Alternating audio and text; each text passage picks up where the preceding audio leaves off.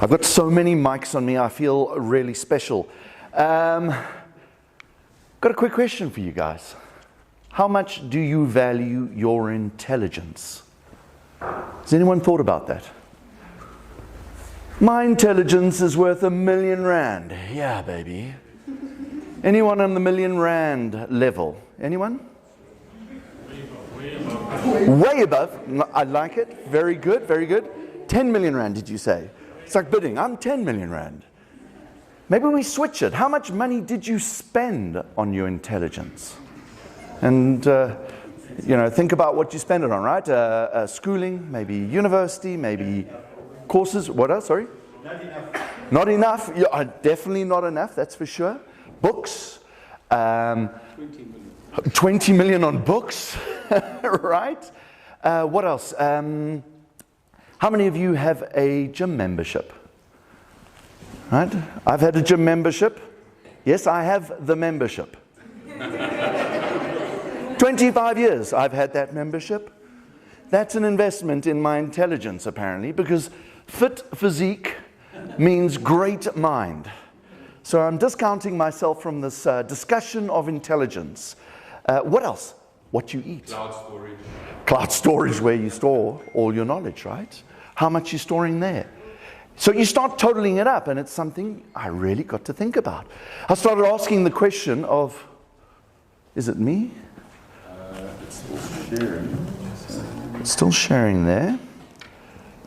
Sorry guys, we just hit what looks like a little reset here. Let me see if I can figure this out very quickly. Bear with me. Has the whole of Chrome died? There we go. It's back. Are we back? I think it just might have gone to sleep. I don't know. Gone to sleep. Let me just see. There we go. So the value of intelligence, right? How much are we investing? How much does it cost us? And then you start asking, well, what is intelligence? Because what we learned is knowledge. What we do to keep this brain, a high performance brain, is really your processing power. It's not your intelligence. And so if you think about how do you take that knowledge, how do you process it, how do you apply it at work, to improve that intelligence is incredibly difficult. It's incredibly difficult to even measure it. But businesses understand this, right? Because businesses like to hire intelligent people. You're all in this room because you're intelligent. Schneider's going, I have a bunch of really difficult problems to solve, and you're part of the team that's going to take this collective intelligence to solve the problems for your customers. But what's that value? I can tell you what that value is. There are researchers and academics reckoning that we can increase our intelligence by 2-3% over a lifetime. But 2-3% is a huge differentiator. And you take a whole army of people solving problems with that little bit of an advantage. Now we're entering this era where Gen AI is able to augment your intelligence. You're suddenly plugging into the world's knowledge. You're suddenly plugging into a tool that can instantly solve problems, halve your workload. It's helping to quadruple your intelligence. What's the value of that to businesses? And so that's what we're going to talk about today. We're going to just go into it a bit, right? Let's understand what Brett means. Let's have a look at the good and let's have a look at the bad. Has anyone watched The Matrix? Morpheus. Love that character, right? He goes to Neo and he goes, would you like to take the red pill or would you like to take the blue pill? And it's a choice, right? And so intelligence is only as powerful as the actor that is using it. You could be a bad actor and you're using it for nefarious kind of usage, right? This is interesting. Is it plugged in? Is it charging? I wonder if it's just doing the charge thing. Is it back? No. No. I would try not to, but it's a Mac. Yeah, it is. It's a Mac. It's confusing me too. Let's go back here. Oh, there it is. See the battery at the top there? Is it charging? Or is that not why it's going to sleep? I don't know. It's charging. So you reckon I should uncharge it? No. Okay. So take all new technologies. Any new technology, you can use it for a good purpose or you can use it for a bad purpose, right? Let's take fission power, nuclear power.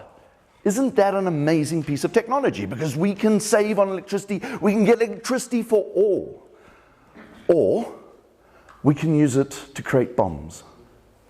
We can use it to create huge political strife across regions, across the entire planet, right?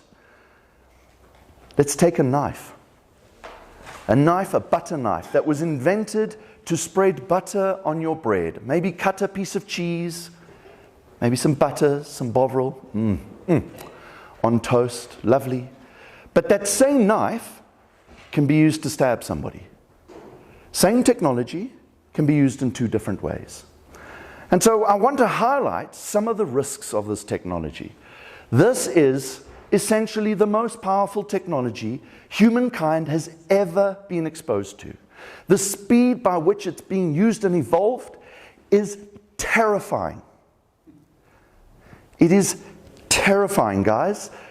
So if we use the example of weaponizing this tool, let's take the nuclear bomb.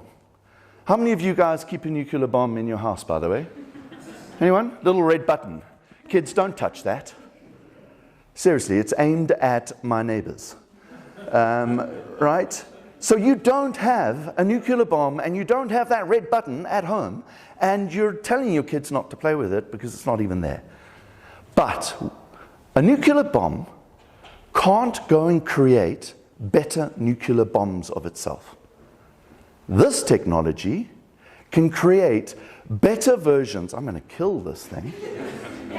Anyone got a nuclear bomb for me? Let's try. I'm going to do a mirror. Yeah, there we go. And just for the guys who are sharing, let me just share the screen because I think it's now sharing on the wrong screen. There we go. There we go. Awesome. I think this will solve the problem now. Yes.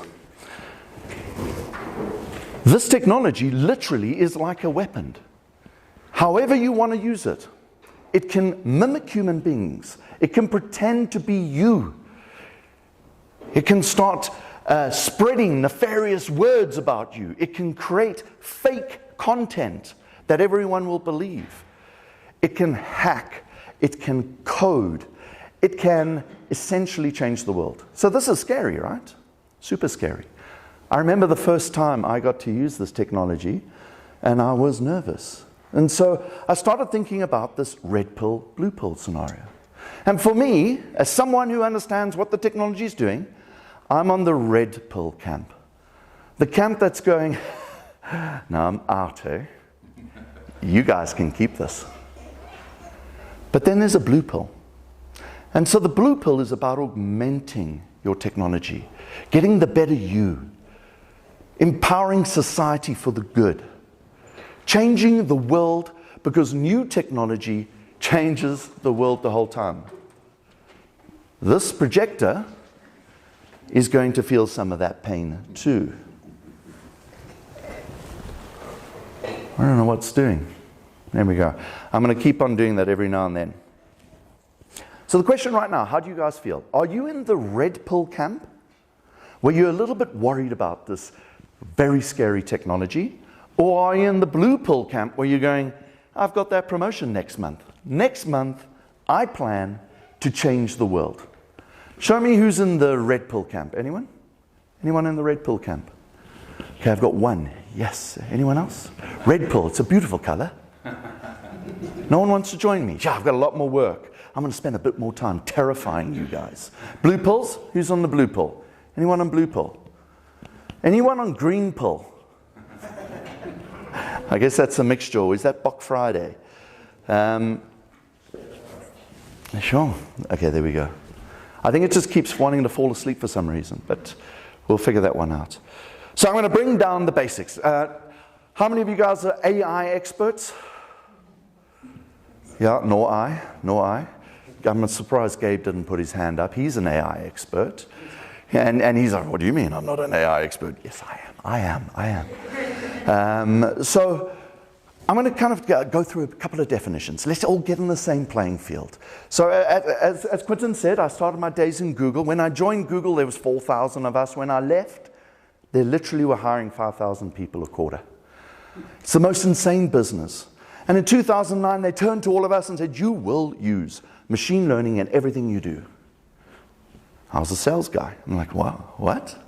What is machine learning? You want me to use it in everything I do? It's 2009. I'm going, I don't know. But the whole business started using machine learning back then. And so what is machine learning? It's a flavor of AI. And so back then, the encyclopedia essentially said, AI is computers trying to do human jobs. Just doing those tasks, a couple of those tasks. 5 years on, I leave Google, I get to go to Barclays, or ABSA. We're kind of moving from Barclays to ABSA. And at that time, I don't know why, there we go. And at that time, we too were trying to figure out, what do we do with data? What do we do with AI? And there's this chap called Andrew Ng. Awesome guy. If you're on Twitter or X, yeah baby, super cool name, but weird. Follow him. He's amazing. He literally, his passion is to teach the world AI. And his view, and I love this for you guys, AI will be like electricity. Everywhere. You will not notice the power of it. It will literally be everywhere. And it will power everything that needs to be autonomous. Production. Anything there's a process, it'll power that. Who's used AI today? Anyone? Anyone used AI? Where did you use AI, sir? On ChatGPT. Good. Anyone else other than ChatGPT? Any other AI used? Home automation. Yes, there's some AI there, right? Google Maps or Waze. Anyone use that? TikTok? Facebook? Those are powered by AI. Machine learning. The good old recommendation engine. Who was on TikTok this morning? Has anyone been on TikTok today? I love TikTok because it's listening to all of us now. Oh yeah. It listens and watch. Later on today, you'll start seeing lots of ads of Brett Sinclair.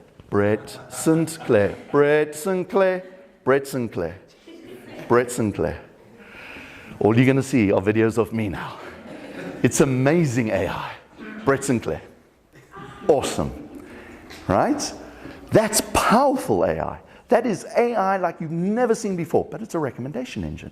It's powering what you're going to see and the types of content you love. Me on TikTok, those guys squeezing chorbs. Don't know why. It's so disgusting, but I'm hooked. And I'm like, don't sit around on this, Brett. There's going to be more chorb popping. That's just horrible. So I don't go on TikTok anymore. I don't want to see that. Fast forward another 5 years. We founded Terraflow, and we figured we'd go to ChatGPT, and we said, guys, what does ChatGPT think AI is? And that's where I started getting scared. It said, it's about learning to be human. It's about learning how humans learn. It's about making decisions like a human makes decisions. Any red pillars now? Anyone? No one nervous about that? Everyone fairly comfortable about that? Whew. You guys are brave, eh? I promise you, I nearly sat in the corner, started whimpering. I was so nervous. I remember that first hour when I used ChatGPT. You guys remember that? Does anyone remember what they first asked ChatGPT? Anyone? Anyone willing to tell me that? Come on, you know you wanna tell me. I can share with you what I asked, right? I am an internet guy, so when Google suddenly was launched, and it's been for a while, but of course, what do you do on Google when you're as vain as Brett Sinclair? You Google your name. Oh yeah. I Googled Brett Sinclair. 2003. A horse. I was a horse. And pages of a horse. Just a horse. And I kept going. Brett Sinclair. You just can't. Who names a horse Brett Sinclair? It bothered me. So I thought, okay, ChatGPT, here's my moment. I'm going to ask that question, that pivotal question. That question that'll change my life. Who is Brett Sinclair? And I thought, this is genius. I can't wait for a large language model to tell me who I am. That ultimate question. And it did say, I don't know who Brett Sinclair is. I'm just a large language model. Guys, devastated. But you remember that day, right? 30th of November, 2021. You know, there's those days that you remember what happened. On that day, you were doing X, Y, and Z, but you'll remember that day, I'm assuming. Don't check your diaries. Remember that day when ChatGPT was launched into beta. That special moment that changed the world. What were you doing on the 30th of November? Right? You don't remember at all. You're like, no. Is that your birthday? Boom. Now I've got a reason to remember it. What a special day. Society, humankind changed forever. It's one of the most important days we'll ever experience. And so I thought I was too cool on that day. I was like, this is just a chatbot. Meh. We do chatbots every day. I'm not going to go and check this out. 15th of December was my special day because they launched it into public. I went, I better just check this out. For the first hour, I dug and I dug and I dug, and I got lost and I got scared and I was worrying. I was so nervous. I started Googling remote islands that I can afford with the South African rand. Tiny island. Tiny little island. I was nervous. I was like, you know what? On that island, there's going to be no Wi-Fi. It's going to be a bit like South Africa, no power. And it's not a very big island, so if there were animals there for the first week, I would have eaten them all. So great for vegans. Anyone a vegan? Vegan? You can eat lots of. Are you vegan? Vegan, there we go. Lots. It's going to be wonderful. I'm going to have a spread of exotic fauna. We're just going to chow. I figured that'll be my red island. It's where all the red pillars go. Beautiful island. Anyone want to join me on that island yet? Anyone? There's definitely no Gen AI. It'll be amazing. We'll fish. We'll learn how to make fire. What a moment. What a moment. Anyone? No one. Yes, baby. Population of 2. Welcome to Brett's Red Island. No, for the fishing. Oh, for the fishing. There we go. So at least we won't be just all vegan. So you can fish, because I'm terrible, all right? I like to take like TNT and lob it and let it float up. You know, I'm that kind of fisherman. I'm just terrible. Very scary. So what's actually happened with this? There's something called singularity. Singularity is the point when robots come along. We are cleverer than you. We breed faster than you. We run faster than you. You're an insignificant species, humans. You have flesh. That's due to arrive in 10, 20, maybe 30 years' time. That's the worry. That's called artificial general intelligence. They're like a species of their own. That's the real fear. Terminator. Anyone seen Terminator? Ooh, terrifying, terrifying thought. But this young man, Yuval Harari, he writes a bunch of books. And his books are about stories and word and the written word. And how written word defines culture, defines religion, defines our legal systems, our currencies, our economies, because they're stories that we choose to believe. In our culture, we tell stories. People learn the stories. They're part of who we are. We identify with them. In law, we choose these stories to hold each other accountable. In economies, It's laws that govern how we do commerce. He reckons that it's already started. Why? Because generative AI can speak better, understand better than the average human in any language, and respond and answer to any question you ask it. It even has the ability to persuade. A Google engineer 3 years ago was working on a model, a very small model compared to what we have at the moment. Do you reckon it might be getting warm? Yeah. And that model, I think it was called Lambda, or not Lambda, Palm, one of the earlier versions of Palm. And he literally said to Google, this thing is sentient. This is like a human being. It wasn't, because it doesn't have a conscience, but it speaks so eloquently.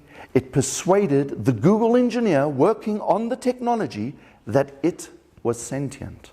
To the point, this person believed it so much, they lost their job. They put their jobs up for it. I mean, you've got to believe this, right? And this is someone who understands the technology. It's happening now. This has the power to persuade humans to do whatever it wants. Picture the old-fashioned recommendation engine. You know what we get in social media, TikTok, Facebook. It recommends content for you. In America, it swung the vote to Trump. That one algorithm.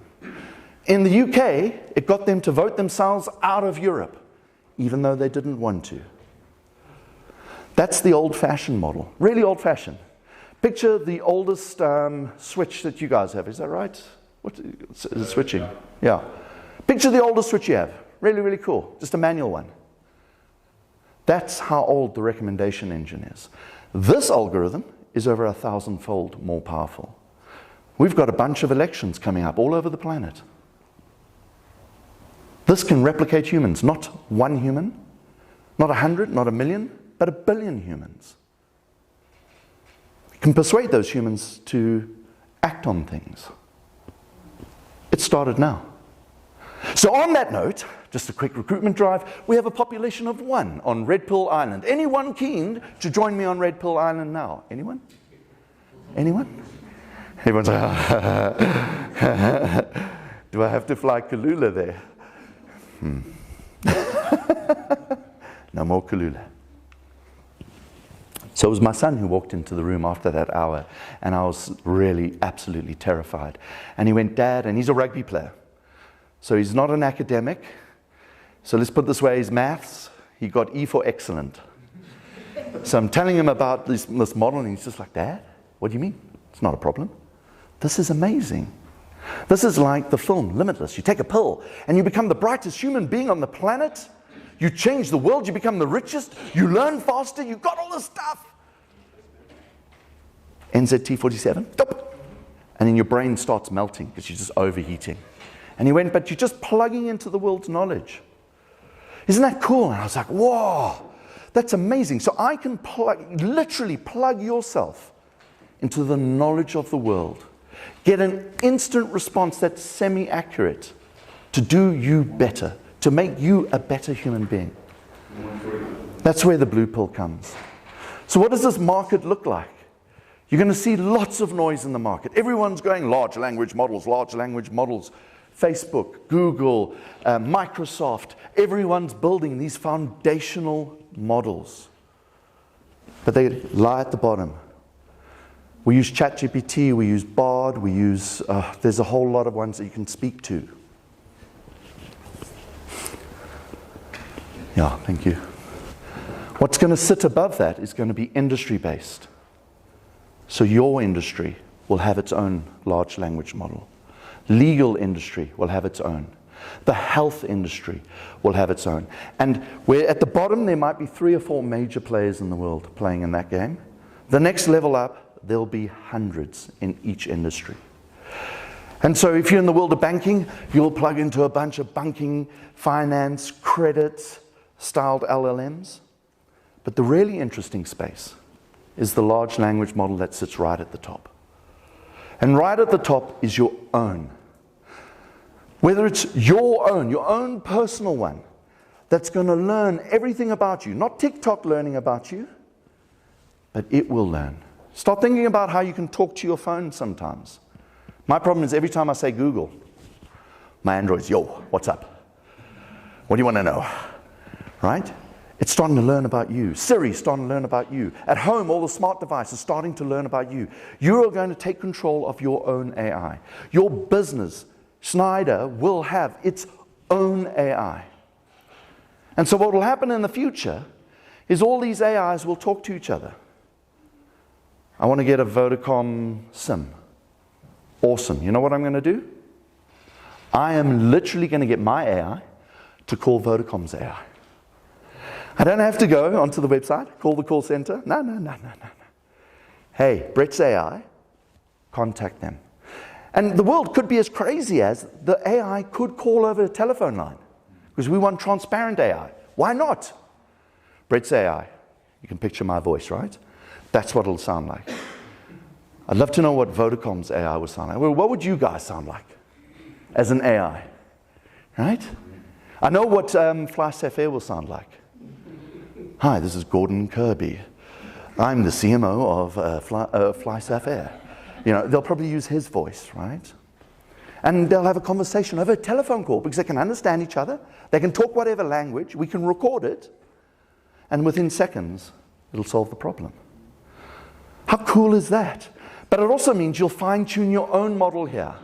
So you don't want to be taking all your knowledge, all your IP, and loading it into the big public domain ones. You want your own. So when you go and use your AI, it's using your own CI, your own knowledge, your own IP about your own products. That's where the world's going. It's happening so fast. In 2017, it all started here. Or just, end of 2017, a transformer was created by Google. They published a paper. They said, guys, this is how it's all going to work. And I love that, right? Think about robots, transformers. And they call this thing a transformer. From there, large language models started growing. You got GPT-1, and then so all I'm tracking here is Google's, OpenAI's, and NVIDIA's. You get to about February 2023, it starts exploding. I tried to track it recently. You can't. It's just a mess of models. That happened very quickly, guys. This is moving very quickly. When I say it's a race, it's a race. We're seeing 3 business models or use cases coming out at the moment. And I'm going to touch on those 3 now. The first one is generating AI assets. I'll show you some really cool stuff with that. The second one is the co-pilot of everything. Anyone remember what a glass hole is? You heard me right. Sounds what you think it is, but it's a glass hole. And so a glass hole was, Google launched something called Google Glass. I don't know if you remember that little thing. And what glass holes were people who put Google Glass on for 30 seconds. Glass hole. People took it off. They took it off, literally. They weren't going to wear it. It was just a little kind of square piece of glass. That's it. But I think that's going to come back. I think we're going to see the rise of the glass hole. We're all going to have this augmented reality because walking around with us is our own co-pilot of everything. No, Brett, don't say that. No, but I want to. I really want to. No, don't say that. Take a left here. Take a left here. Yeah? It's going to be with you every day. The co-pilot of everything is not just in life, but at work. You're already starting to see it. Joe, right? You've got your own Joe. Joe's going to start helping you. Joe's going to get brighter and brighter and help you more and more. The more that you use it, the more you contribute to it. It's very powerful, the co-pilot of everything. And then the one that AI is used for a lot at the moment is making better decisions. Reasoning engines. Narrow AI focuses on, say, machine learning to predict, to forecast. Really simple, narrow AI. We're going to see more of that. We're going to see that kind of intermediary step. Because Gen AI is not going to solve everything. All the components of AI are going to float up and we're going to use it. So let's get into it. So if you see this image, I mean, it's really important to note. There we go. I'm going to take a pause, take another ad break. Anyone keen on joining me on Brett's Red Island? Anyone? We've got a population of 1. Anyone? Anyone? You know you want to. Look at that. That's me on a boat. I visited recently. It was wonderful. That image was generated in Midjourney. I went to ChatGPT. I said, listen, Chat, I've got an island. It's remote. I'm fishing on a wooden boat. Please generate me a prompt for Midjourney. And there's my prompt. Check how big it is. And I went to Midjourney and I went, here we go. Create this photograph. How real does that look? Amazing, right? So you're welcome to scan this logo. On that logo, you get to choose whether you are a red pillar or a blue pillar. You probably have them on your seats already if you scanned and played around there. You'll see on the red pill, I really actually want you to it's awesome having you on my island, but I'd love you to learn more about AI. So we have a newsletter you're welcome to sign up to. On the blue pill, we're offering a free AI workshop for your department, just to help you figure out what you need to do. And then on that same page, I've left you the Midjourney prompt. So if you want to cut and paste that and pop it into Midjourney and see how it works, you too can be as brilliant of an artist as me. I'm a creative now. Because we no longer are going to create content. We are going to generate it. Whether you're in design, whether you're an artist, whether you're creative, whether you are Paseka, who is literally doing all the video work, he gets off and he creates his own videos using AI now, instead of stock footage. I think it might be actually my computer deciding it just wants to do everything but present. So to give you another indication, this is the best piece of technology I've seen in the last 2-3 months. This is a large language model taking images and turning it into video. And so you take a bunch of images and you say to it, is it going to load? You say to the images, in this case, if you get a chance to ever see it, there we go. Take a bunch of images of a bear and make it walk.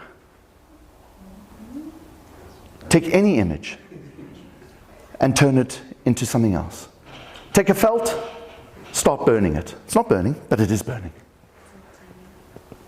How amazing is that? Right? That's scary.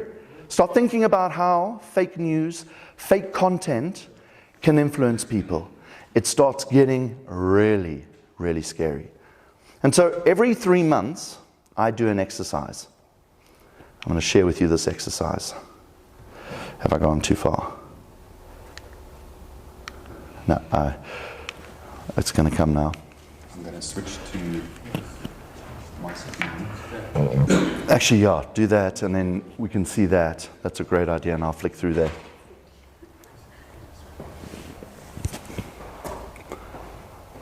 We're just going to swap screens for a moment. So at the end of the show, I'm going to show you an exercise that I do once every 3 months. It's fantastic. It's where I become a creative legend. Look at me, Brett the advertising guy. Brett the content creator. I'm useless at it, guys. I got an E for excellence in art too. But let's go to the next one, the co-pilot of everything. This is really important for you guys. This is how you get the brilliance of you out of the audience today. I mean, out of work today, right?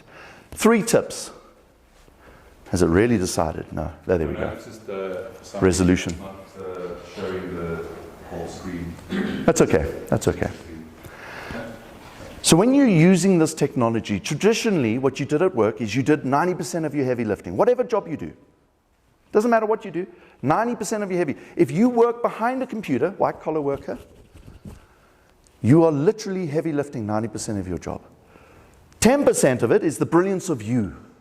It's how you get your promotion, it's the amazing you. But with large language models, all of a sudden you take 30% of your time. working with a large language model. Give me a plan. Tell me how to do this. Rewrite this letter.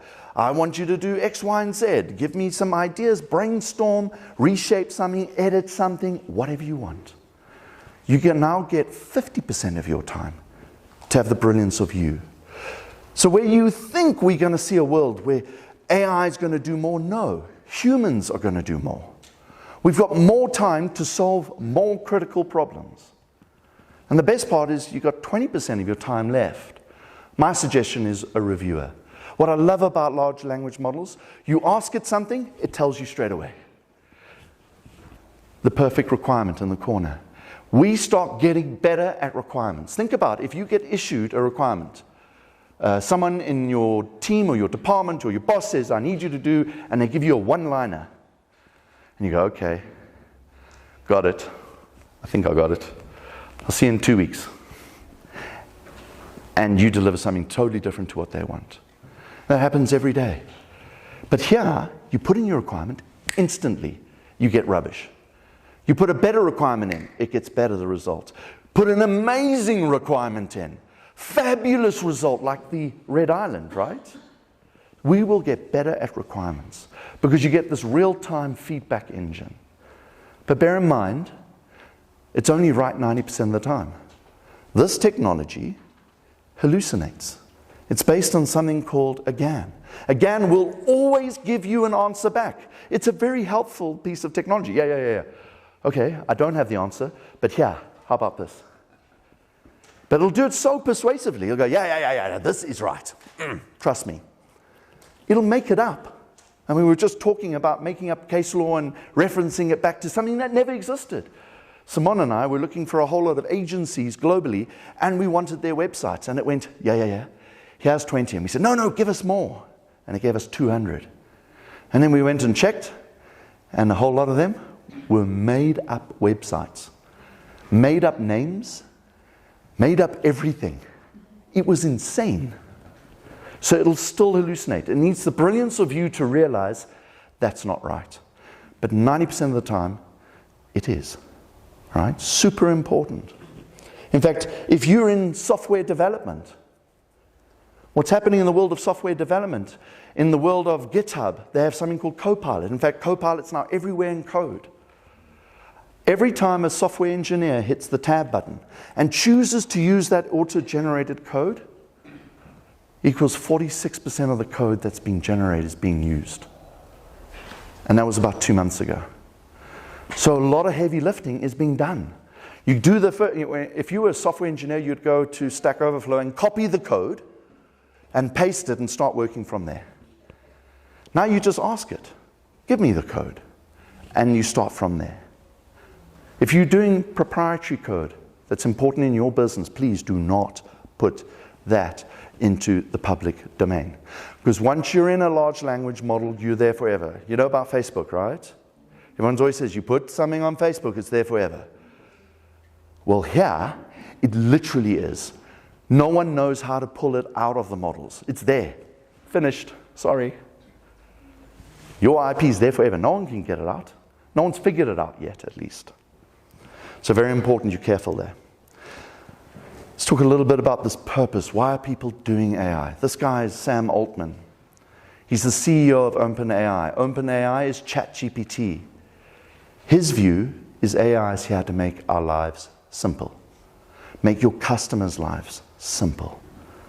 Use AI to automate. Make your job simple. That's the purpose. Even Airbnb, Brian Chesky, he's like, it's not about just simplifying. It's about creating features. So think about your products, right? How do you add AI into your product sets that just make it easier for a technician, that make it easier to monitor, respond, automate at scale? Your customers don't care. They shouldn't know about it. AI is like electricity. It just happens. But without it, it's difficult. But with it, it's fabulous. That's where it's going, guys. I'm going to skip forward a bit to something a bit more relevant. Where are we going? Where's this future of AI? If AI is going to talk to AIs, so what? It's the speed that's the concern. Google, unlimited compute. They're right at the front. Microsoft, unlimited compute. They have vast computers, data centers, cloud. Amazon, unlimited compute. Because these models are huge. But, like anything in technology, every 18 months, compute halves, the cost of compute halves, and the capability doubles. You add software, you multiply that by 10. You add AI, multiply it by 1,000. The speed and cost is accelerating so fast, what cost $4 million to train GPT-4 is all the way down to $400,000 as they start planning GPT-5. Twice the amount of data, a tenth of the cost. 6 months' time, it'll probably be trainable on your own laptop. That's what's happening to the future. This technology is not waiting for anyone. So I'm going to share a couple of fun things with you. It's slightly embarrassing. Slightly embarrassing. Anyone got children or had children about this height? About this height? Yeah, right, so you know what it's like. Children come home from nursery school, crayon drawing. You've all experienced that? Well, even if you were a kid and you brought home your crayon drawing, right? And what do your parents do? Sweet man. And in their heads they're going, yeah, do I have a problem child here? That's so rubbish, dude. Like, get out. And they're so proud of their chalk drawing or their crayon drawing, and you're just like, yeah, that's wonderful, you're going to be amazing. I'm so proud of you. So that was me. That was me in December. Because I went and used ChatGPT to come up with a Christmas poem about machine learning. Yay. I then went and found a voice that I gave the script to, and the voice read it out. I went to Dali and I said, hey, Dali, go create a whole lot of images for me, and I'm going to make a video. I'm going to do this in 20 minutes. And the first people I brought it to was my team at TerraFlow. And I was like that 3-year-old with my crayon drawing. Hey guys, what do you think of this? And their response was, shame he's special there. This kid, what on earth is wrong with this guy? So I'm going to show you this video because it's desperately embarrassing. But this was Christmas, right?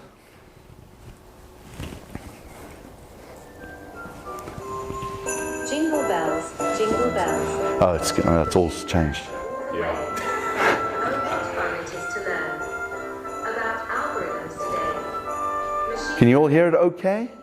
It's basically jingle bells, machine learning, jingle all the way, with some rubbish images. What do you think? Good, eh? Mommy, Daddy? Do you like my pretty crayon drawing? Right? So that was... Santa drinking. Just fairy tale. Are you sharing your audio through Teams? I'm not sure. I don't know, Teams, if you can hear that, but I'll share the video if you can't.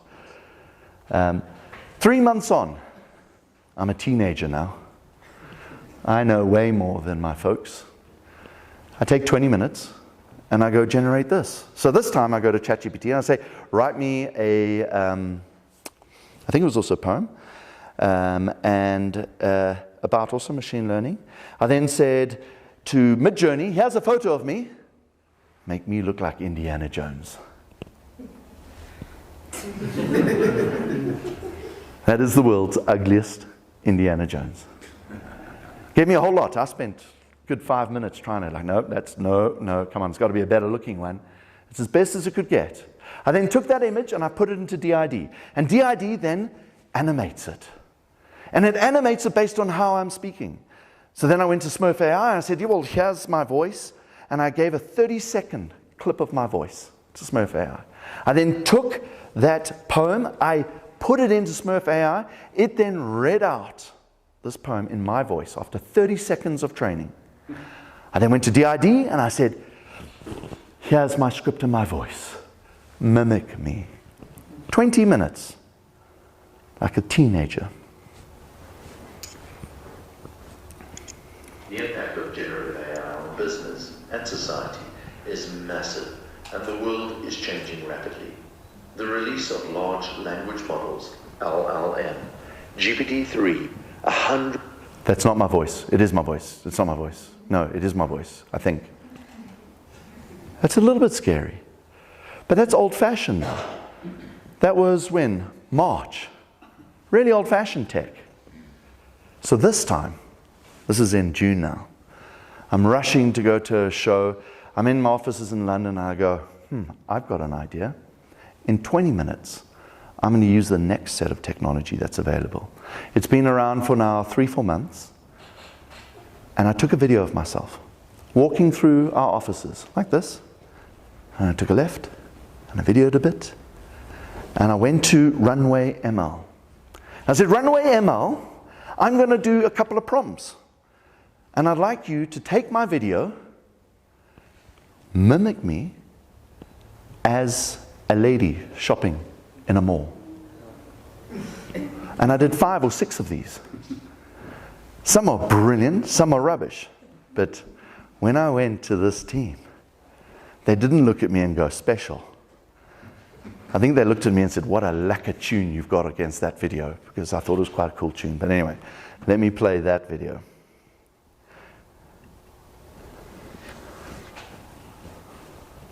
"20 minutes of effort. Most of it was actually spent in CapCut trying to stitch it all together.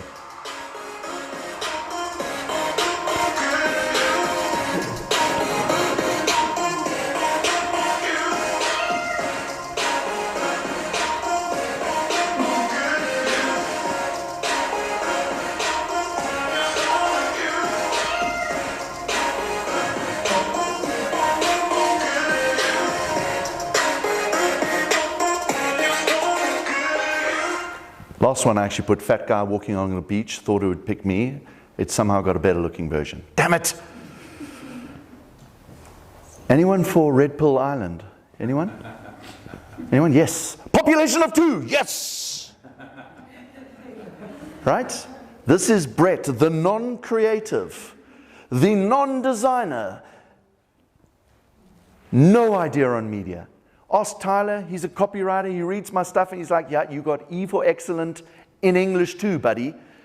I speak like a 12-year-old, I write like a 6-year-old, but no longer. I'm a content genius. Look how fast this all happened, guys. In February, there were 100 new AI firms appearing every month. 3 months later, 10,000. The count now is close to 200,000 new AI startups. This technology is exploding. It's incredibly exciting. It's going to go straight into that again. You literally are experiencing the greatest moment of humankind history. It is our moment that fire was discovered. And remember what they did when fire was discovered, right? I know what to use it for. No, the guy probably burnt himself first. Yes. Right? Only centuries later did we understand how we could use fire. Electricity was invented. It's the same moment. We did not know what to do with electricity. The Gutenberg press moment changed how we communicate, distribute, share, culture, religion, politics, whatever you want, at scale. It changed the world. This is our moment. Our moment in time right now. You get to be part of it. So the question is, are you a red pill or a blue pill? Who's red pill? Who's blue pill? Ladies and gentlemen, thank you very much. Round of applause for yourselves.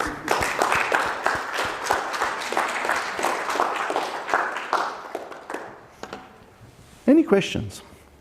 How do you all feel? Can I just maybe just start with, I mean, that was brilliant, thank you. It was intriguing. And it's tempting to go Red Islandish, but we'll see what happens on the blue. But I was just picking up, I mean, there's so many things, but just the one that occurred to me was the idea